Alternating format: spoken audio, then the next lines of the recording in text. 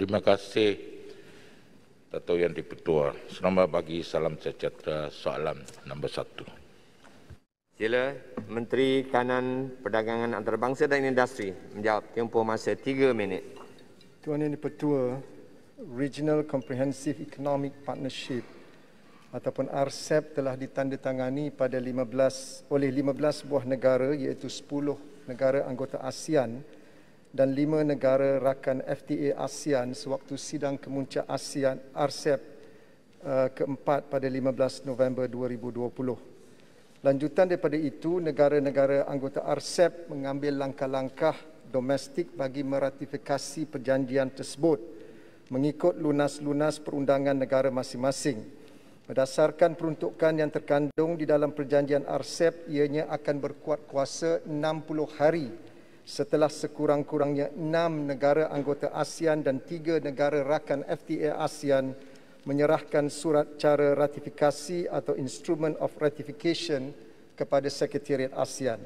Sehingga kini negara-negara yang telah meratifikasi perjanjian adalah Singapura, China dan Jepun. Thailand telah melengkapkan proses ratifikasi domestik dan akan menghantar surat cara ratifikasi kepada Sekretariat ASEAN pada hujung tahun ini, manakala Myanmar telah pun menghantar surat cara ratifikasi kepada Sekretariat ASEAN. Semasa mesyuarat Menteri-Menteri Ekonomi ASEAN ke-53 pada 9 September 2021, negara-negara anggota ASEAN telah mensasarkan tarikh kuat kuasa perjanjian RCEP pada 1 Januari 2022. Negara-negara seperti Brunei, Filipina, Indonesia, Kemboja dan Vietnam telah memaklumkan hasrat untuk melengkapkan proses ratifikasi domestik menjelang November 2021. Malaysia pula memberikan komitmen untuk melengkapkan proses ratifikasi pada pertengahan Disember tahun ini. Proses ratifikasi RCEP bagi Malaysia memerlukan pindaan dibuat ke atas 3 akta di bawah bidang kuasa KPDN HEP. Ini adalah bagi memastikan akta tersebut sejajar dengan obligasi negara di bawah perjanjian tersebut. Dalam hal ini, MITI telah dimaklumkan oleh pihak KPDN HEP bahawa draft pindaan akta-akta tersebut sedang diperhalusi oleh Jabatan Peguam Negara. Sekiranya Malaysia tidak meratifikasi perjanjian ini, negara akan tidak menikmati faedah dan layanan keutamaan ataupun preferential treatment seperti yang terkandung dalam RCEP.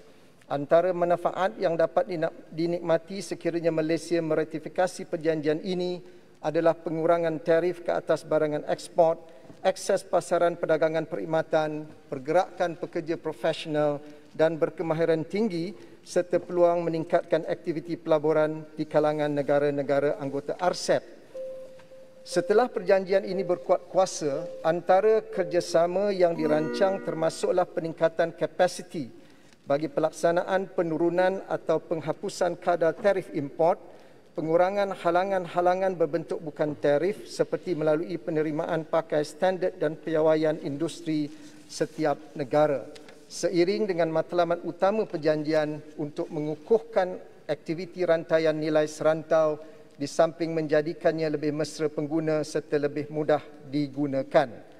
Selain daripada pengurangan tarif ke atas barangan ekspor, negara anggota RCEP juga committed untuk mengurangkan halangan-halangan bukan tarif atau dengan izin non-tarif measures melalui penyelarasan tata cara import dan ekspor bagi memudah cara pergerakan barangan rentas sempadan, termasuklah menyesuai serta menerima pakai standard atau piawaian industri setiap negara anggota atau harmonization of rules and standards.